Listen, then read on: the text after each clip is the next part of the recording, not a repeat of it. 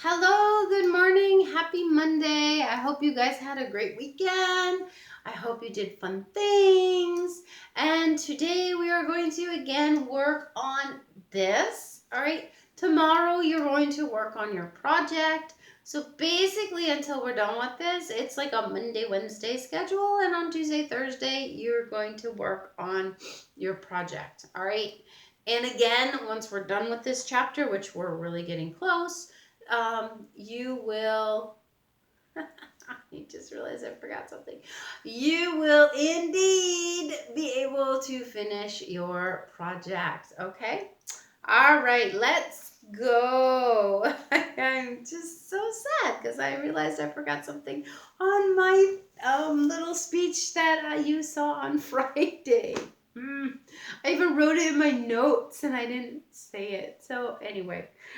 Oh, well, so we try again. Okay, so we are looking at pages 16 to 19 today, and we are looking at rulers again because that is what this chapter is about. This chapter is looking through early U.S. history and deciding, did we have just rulers or not? Where were we in our rulers? All right, let me just turn you just a touch. There we go. And how is our country ruled, and why are we ruled the way we are? Okay.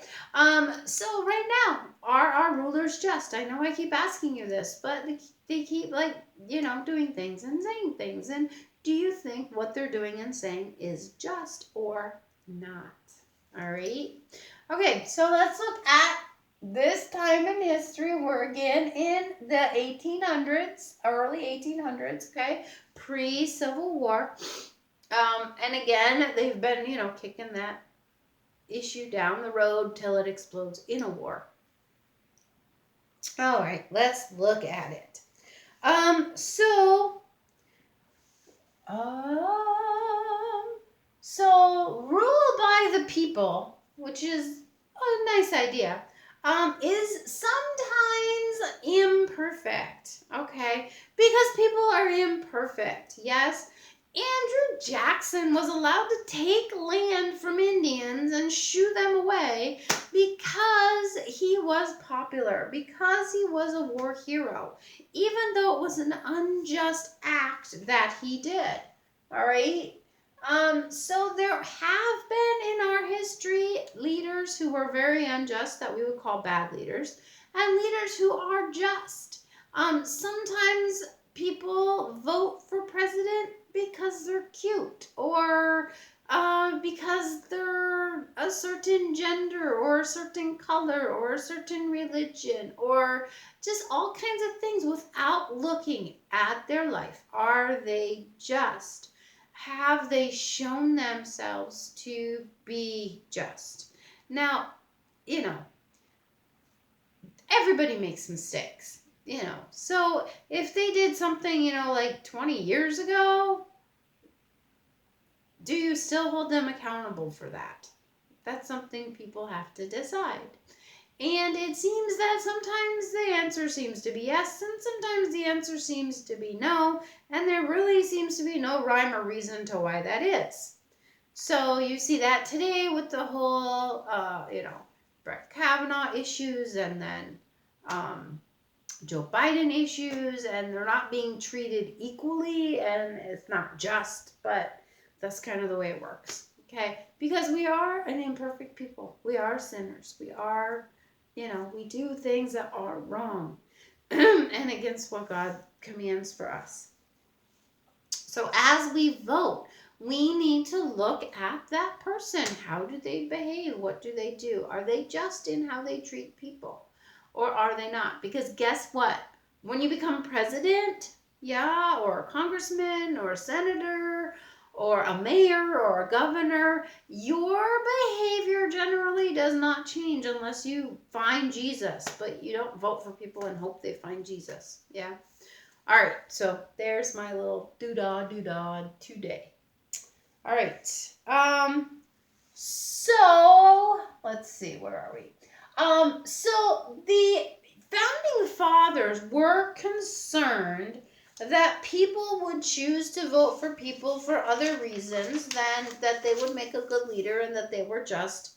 And so they set up some fail safes, I guess you could say. Okay, so that the people did not vote for everybody. So that the people voted for some offices, but not others. So, we are actually called a republic.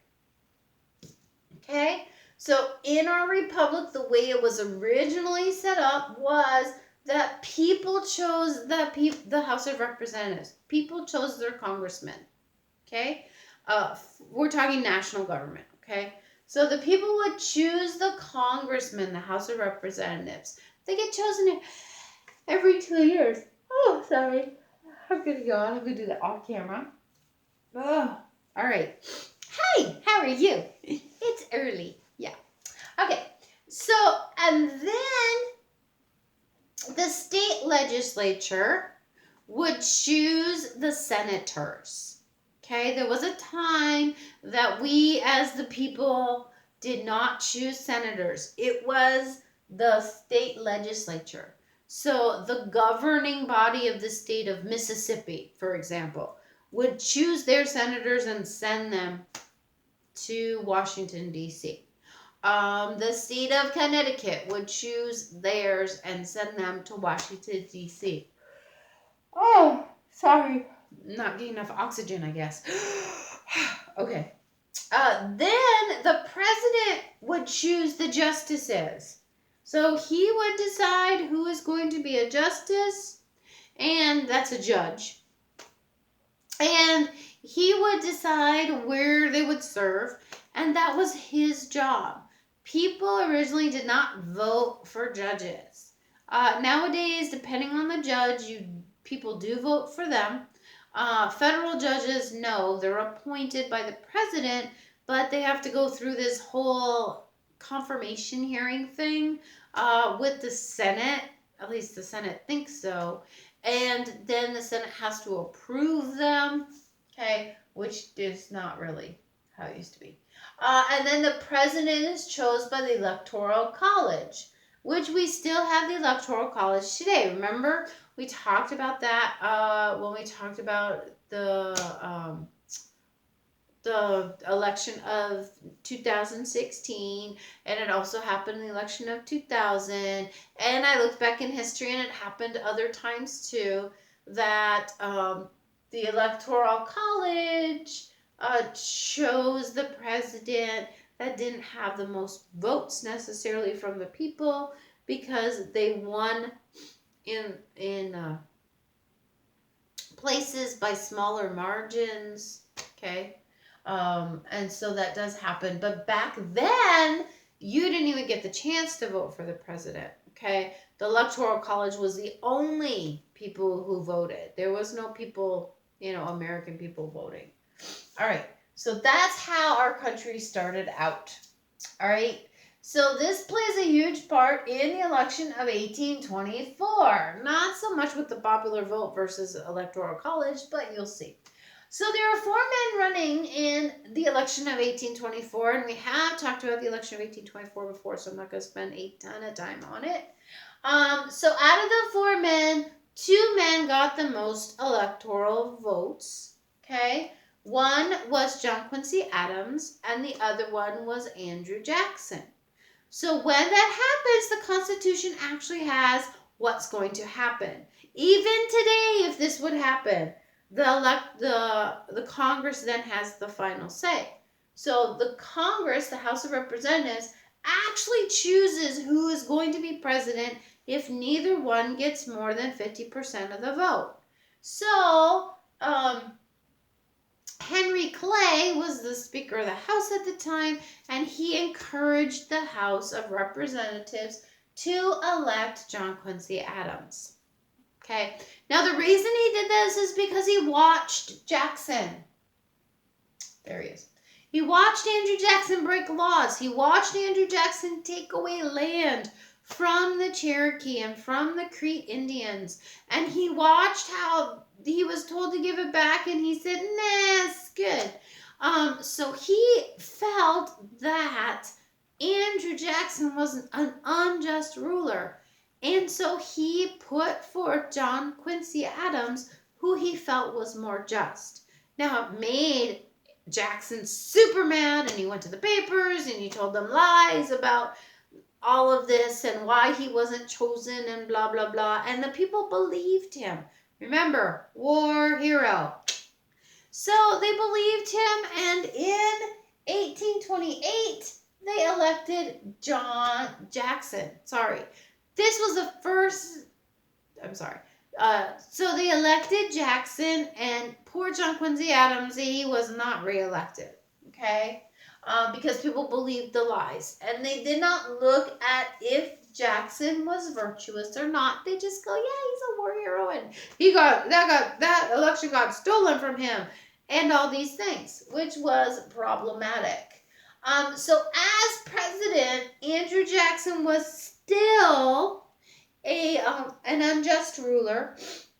He put into action something called the Indian Removal Act, which said the government could remove Indians if they needed to, but it didn't say they had to remove Indians.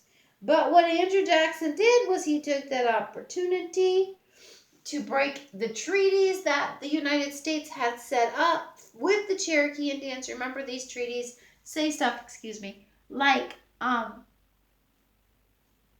this will be in effect as long as the moon crosses the sky and the sun rises and falls, which basically means forever and ever and ever.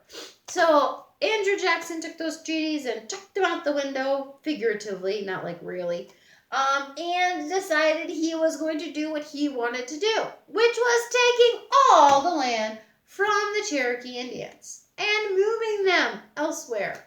So he rounded them all up. Before this happened, the Cherokee Nation. Okay, so Cherokee Nation, they had their own government. They spoke English. They had their own newspaper. They had their own schools. They had their own justice system. Because they were considered their own nation. And that was part of the treaty, that the Cherokee were a nation. It was the Cherokee Nation. It was like if we took over Canada today. If we just went in and said, hey, Canada is ours, we wrote this law, you all have to leave. It was the same idea. So the Cherokee nation was in part of the state of Georgia. Okay? So you had like Georgia, and then you had Cherokee Nation. It was their own country. And we signed a treaty with them to that effect, because they had helped us out. And so Andrew Jackson goes, yeah, no, I'm going to change it. And so he got this Indian Removal Act approved, and they went in and they rounded up all the Indians. But being that they were super educated people, they went to the Supreme Court and said, hey, can he do this? And the Supreme Court said, absolutely not. Do not round up people. Do not make them move. You are breaking the law. And Andrew Jackson said, yeah, make me. And he didn't give back the land. And he didn't stop rounding up people. So he ends up rounding up all the Cherokee and moves them to Oklahoma. Now, we've looked on maps before at how far is Georgia from Oklahoma and how they walked. So they called it the Trail of Tears because so many died, and you cry when people die that you love. Over 4,000 Cherokee die on this long walk from Georgia to Oklahoma. It's a tragedy. So not only did the Supreme Court stand up and say, hey, hello, this is wrong, you can't do this, but there were missionaries too that said, hey, hello, this is wrong, you can't do this. Cherokee are their own nation. They have all their own governments, and they have their own prison system, and they have their own, everything. They have written language, they have newspaper, they have schools, they have, you can't just make a nation leave like this. You can't just dissolve them. And what happened to those missionaries? Well, Andrew Jackson had them thrown in jail. Okay? So, the Constitution guarantees free speech. It guarantees the ability to protest, and Andrew Jackson just decided, yeah, we don't need to hear those kinds of things, and threw the missionaries in jail.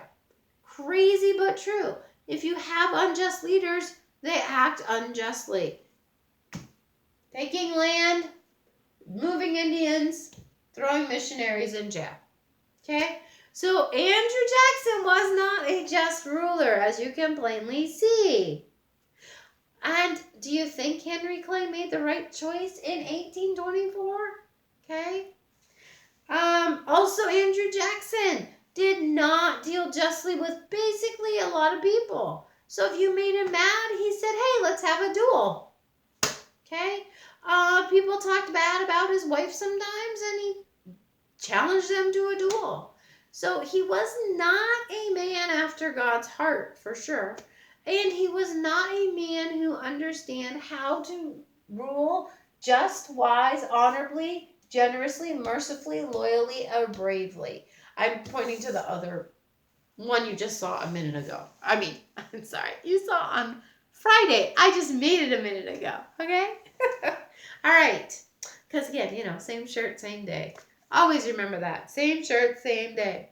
All right, so that's the sadness of this time period in our history. Let's look at some things that aren't as sad, shall we?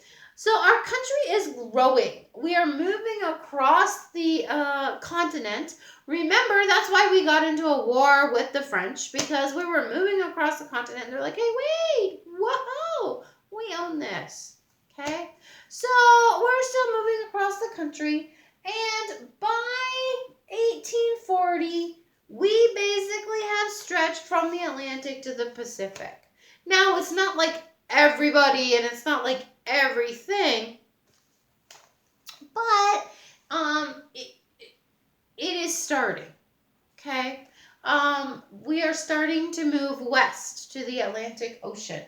So because of that move, we've started to build a lot of railroads. So at this time in history, they're all railroads. And what makes the railroads possible? The steam engine. Okay? So the steam engine is invented, and the steam engine is used in trains. It's used in boats. Okay? And it's also used in factories.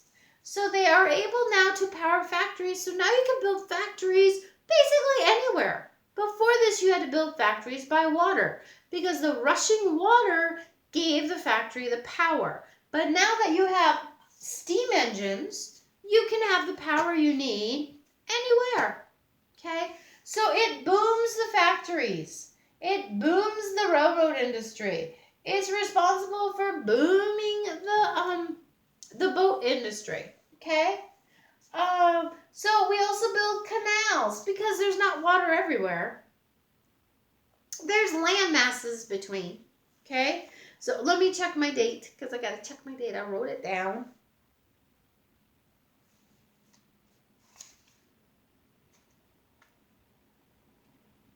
Sorry, I'm looking for my date.